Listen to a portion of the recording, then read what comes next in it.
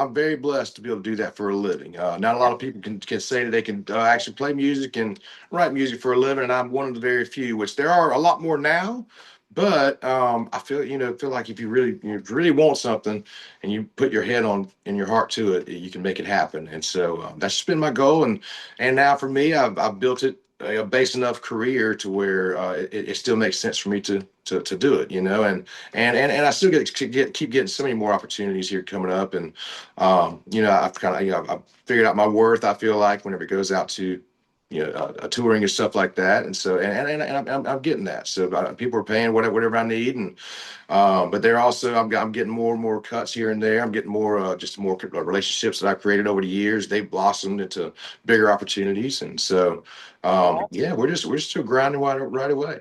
I just have this feeling everyone's going to be singing your song, at the You just racetrack. had a premonition. I did. I have a It's premonition. gonna happen. Your songs will be blasting at the racetracks when people are driving those cars, and I'm here for it. I love all the worwords. I want to ask you, or you want to ask? Well, when looking back now, what would you tell your younger self? Like because it seems like you had this vision of being a chiropractor, and did you just listen? Mhm. I mean, were you? I mean, how old is your brother? How many years difference is between you? He's 3.5 years older than me. Okay. Yeah, All right. the elder. So, and So I, what would you tell your younger self now that you've been doing this for a while and got the experience, written and some. honestly, what I would tell myself, because I'm pretty happy with the route I've taken. But if there's one thing that I would say for me to even believe in myself even more and like be more vocal about it, rather than just kind of being, rather than wondering about opportunities or like wondering if I should be able to go right with this person, just go up and talk to them and say, hey, let's Right. just write it. I'm not a big pusher for favors or a big pusher for asking for anybody to do anything for me like that. And because I always feel like it's a burden. And now I look back and there's a lot of opportunities I feel like I might have missed just Right. because I didn't have the believe in myself. Say, hey, I deserve to go ask them this question because they need to know that I want to be a part of this right here. So, and over the past couple of years, I've gotten better at that a whole lot. I think thankful for my wife for that because she's like, babe, you have all these opportunities. Like you have the biggest black book in your phone that I could ever imagine. And you have all these Yeah. people at your hand. Just call them. Right. They're Right. not I gonna mean, be bad. what is there to lose? Like, Right. I Yeah. think that's what we find out as we hit like that midlife stage is it's like before that, you're always self-conscious, Mhm. not really sure about, Lacking confidence, but, Yeah. but, but you get to this point and you're like, what do I have to lose? I mean, really what I have to lose is if I don't put myself out there, what I might not gain. but will Yeah. But regret. if I put myself out there, and even if it is a rejection, who cares? And you move on to something else. I think that's Exactly. part of aging that is like a pleasant thing about aging is like we just interviewed a comedian, Karen Morgan, and she said when she got to midlife, she gives less Fs. Yeah, I get it. She was like, if you want to try something, go try it. No one is Yeah. really looking at you Who and saying, cares? so just go do it. Go try it. Yes. Go walk up to the person and go do it. Throw the dart is what I say. You Yeah. can't never hit a Throw the bullseye if dart. you don't throw a dart, right? You know. Yeah. So, Louis, a lot of our listeners are navigating, big life transitions in midlife and chasing new goals or rebuilding their confidence and wondering if it's too late to pursue something, maybe like making music. What would you tell them right now? What would you tell? I I think you don't, I pretty much don't, just said it. I think this day and time, I don't think it's too late to do anything really, especially in No. the music world.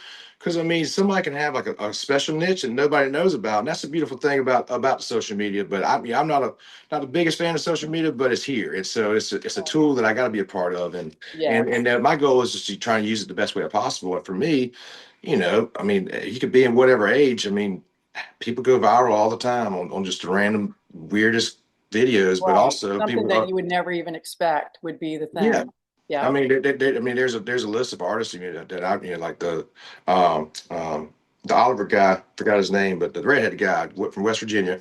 I love his music, but I feel like unless he would have put his stuff if he would never put his stuff online, Probably I never don't know. see you wouldn't. I don't feel like you would ever heard him outside of West Virginia or And it his wasn't small town. wasn't Jelly Roll? Didn't he start late in life as well, or no? He kind of did, but Oh, yeah. he'd been doing the rap stuff around Nashville for quite some time, and so Okay. but he I'll tell you, Jason. I know him. I actually got a cut with him years ago. I got a song called "Promise" that he cut just after he put it out, just after "Save Me" the first time, and then that's when he signed his record deal after that, and then he put "Save Me" back out. But either I got that. But we wrote a couple times, and he's a good dude business wise. He is. I mean, he's got it up here. He's a very, very savvy business guy, and so he's a smart guy. And I would say probably later in life when he got his deal and stuff like that, when he finally Yeah. when he let loose the reins a little more, and you know, and where he was like, all right, well, instead of me doing this all by myself, because he had a system set up that was great, and so but when he decided to let the reins loose a little bit, yeah, I think he was a little bit later in life. I mean, I think I want to say he's like in his late 30s. I would say. Mhm. Maybe soon to Yeah, be 40. white to midlife. I don't know if that, Yeah. we, Yeah, Yeah. I thought he was older. yeah. I'm not sure. He's an I old have to look that soul. up. I I have to look really that up. like what he and Brandon Lake are doing together. I just think that that's incredible that they kind of joined forces and that, Hmm. that whole thing blew up. Oh So, yeah. I mean, he really took a dive into wherever he was wanting to change his life around. You know, yeah, it was cool what he did because he incorporated country music with it. You know, yeah, that was his healing. The music was the healing for him, and yeah, you know, him really trying to turn over a new leaf. You know, trying to really go in that world. So he's kind of kept in that round. He's yeah, running his lane, and at Brandon Lake, man, he's crushing it too. That was a very, very good collab for them to get together. yeah. Sure.